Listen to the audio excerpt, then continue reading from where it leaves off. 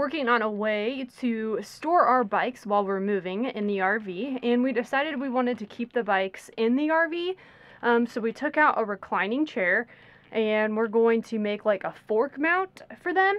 And it took us most of the day to figure out how we were going to do it, but we finally have come up with a solution, and it's going to be awesome.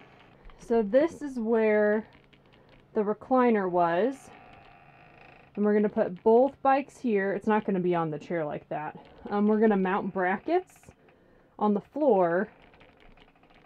And then we're going to put the forks through those brackets to secure them to the floor. We're going to have to take the front wheel off every time, but it's really not a big deal. It's really easy to take on and off. And so we're going to have one bike going this way, and then another bike going the opposite direction.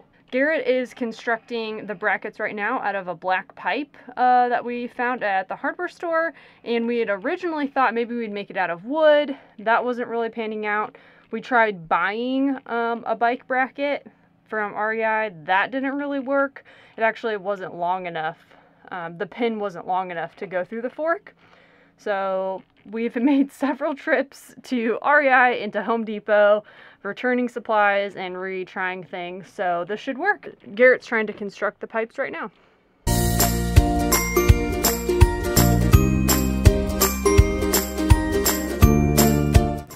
Two trips to REI and 2 trips to Home Depot later, we are back in the RV and we are finally wrapping up this project.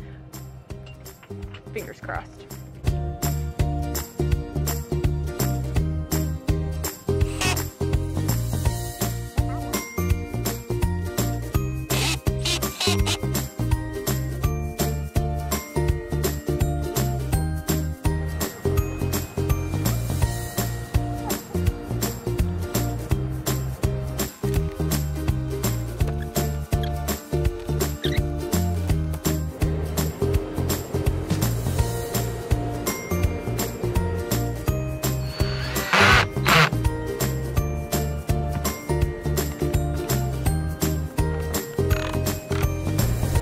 For the second bracket, we hit some metal, which we were not expecting to do. So we either need to get shorter wood screws, or we need to get the same length screws that will go through metal.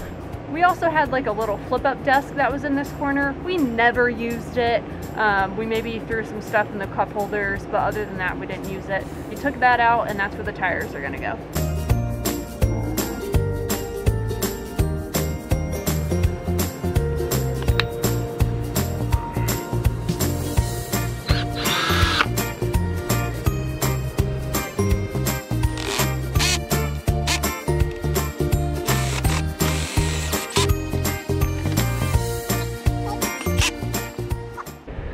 We found a different screw that could go through metal, so yay, that worked. Thanks, Damon, you rock.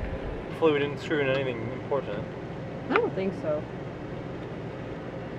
We hope so.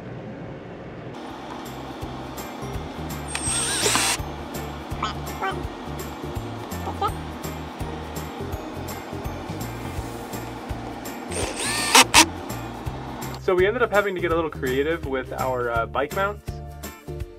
We ended up using all 1/2-inch steel tubing. You only need 5 pieces, and I don't really remember how much it was, but it wasn't a lot. I think it was like 18 bucks for both of the mounts for all the pieces, not including the screws because we already had those. The 1.5-inch pieces up here were to lengthen the T so that way it would fit nicely into the fork. And then we just cranked on them and screwed them as tight as we could until enough of the threads were in the T to be the right width for the fork. One of them we couldn't quite get tight enough, so Damon chopped it off to the right length. And it seems to be working nicely.